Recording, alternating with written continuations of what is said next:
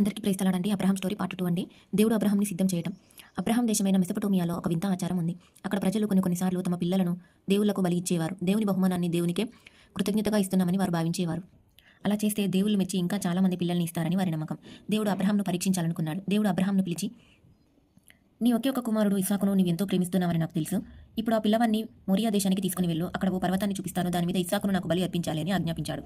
మరుసటి రోజు ఉదయాన్నే అబ్రహాం ఇస్సాకును తీసుకుని బలికి కావలసిన కట్టెలు గాడిద మీద వేసుకుని ఇద్దరు పనివారిని కూడా తీసుకుని మొరియా దేశానికి బయలుదేరాడు.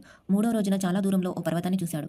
అప్పుడు పనివారిని పిలిచి, మీరు గాడిదతో ఇక్కడే ఉండండి, నేను ఇస్సాకు పర్వతం పైకి వెళ్లి దేవునికి మొక్కి వస్తాం అని అన్నాడు. అబ్రహాం కట్టెలు ఇస్సాకు తల మీద పెట్టాడు. తనేమో బొగ్గుల నిప్పులు కత్తి పట్టుకుని పర్వతం మీదకి అలా వెళ్తున్నప్పుడు దారిలో ఇస్సాకు, మనకు కట్టెలు నిప్పు ఉన్నాయి కానీ బలి ఇవ్వడానికి గొర్రెపిల్ల ఏది నాన్న అని అడిగాడు. అందుకు అబ్రహాం, బాబు, దేవుడే మనకు గొర్రెపిల్లని ఇస్తాడు అని చెప్పాడు.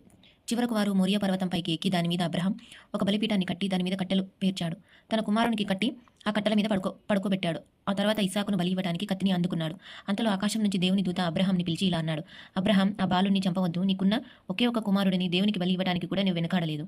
నీవు దేవుని గౌరవిస్తూ ఆయన చెప్పినట్టు వినేవాడివని నాకు ఇప్పుడే తెలిసింది. తర్వాత అబ్రహాం ఆ చుట్టుపక్కల చూశాడు. పొదలో కొమ్ములు ఇరుక్కుని ఉన్న ఒక గొర్రె కనిపించింది.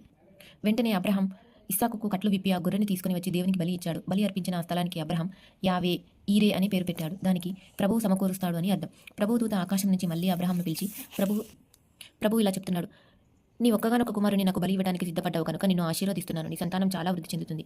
నీ ప్రజలు వారి శత్రువుల్ని బందీలుగా పట్టుకుంటారు. నీవు నాకు విధేయత చూపించావు కనుక నీ సంతానాన్ని ఆశీర్వదిస్తాను. వారి ద్వారా భూలోకంలో ఉంటున్న ప్రజలందరూ ఆశీర్వాదం పొందుతారు అని చెప్పాడు.